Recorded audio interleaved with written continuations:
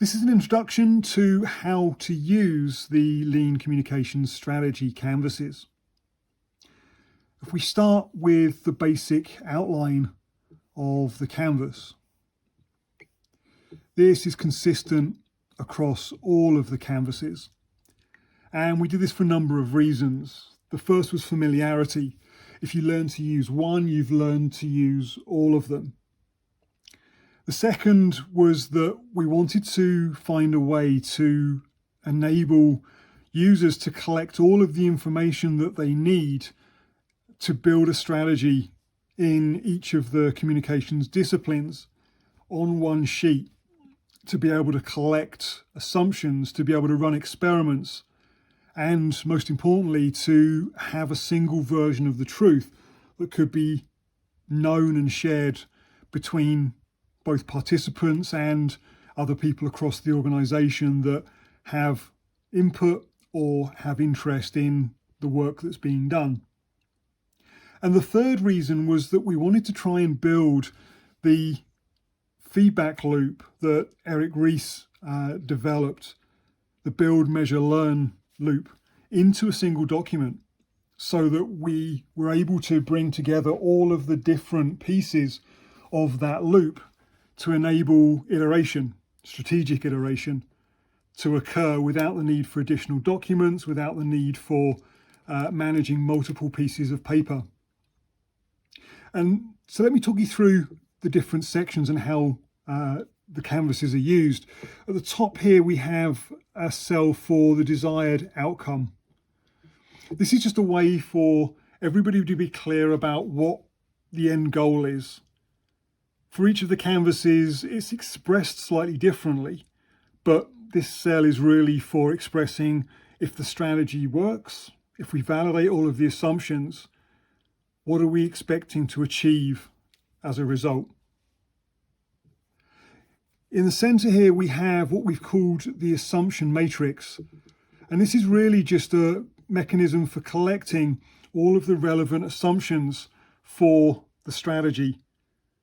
And as part of the work that we've done, we've identified all of the strategic elements that are critical to building effective strategy in each of the disciplines. So if you're working in the public relations canvas, the marketing canvas, the brand canvas, each one is annotated with the specific elements that your assumptions are addressing in each of the different disciplines.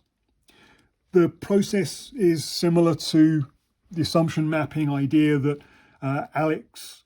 Eric came up with, and that Alex and David have built into their tools for testing business models or business ideas.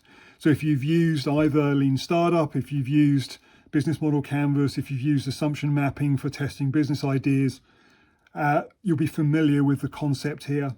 It's really just a way to collect all of the information and to collect all of the assumptions.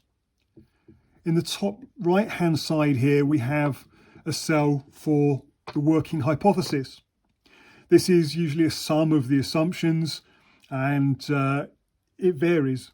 And so we've kind of created a mechanism for it to be outlined and to be changed as there's data that validates or disproves any of the assumptions, meaning that the hypothesis iterates and gets updated.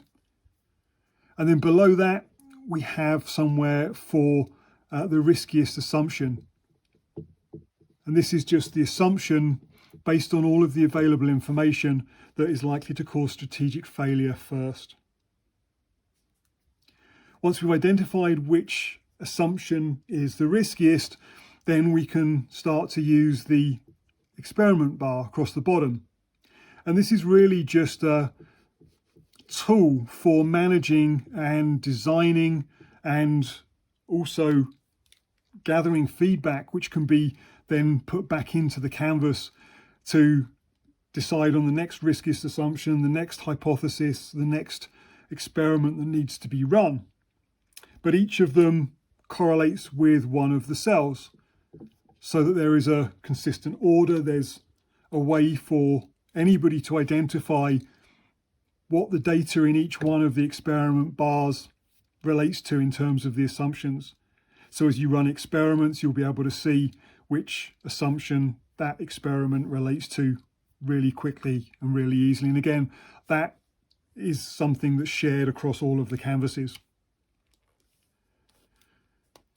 In terms of using it, it normally gets printed out and put on a wall, and in true startup or lean, agile fashion, it's populated with sticky notes, with the resulting discussions, debates, disagreements, resolutions, all of the good stuff that helps us work towards finding a working hypothesis, a riskiest assumption, and then running experiments with the market to be able to test them. And as we go through, we iterate over time. If we can validate all of the assumptions, at the end of the process, we end up with a minimum viable strategy, which is designed to achieve a particular outcome and can be measured against what we were hoping to achieve when we started the process. So that's a quick overview. If you have any questions, please feel free to let me know, and I will look forward to hearing your feedback.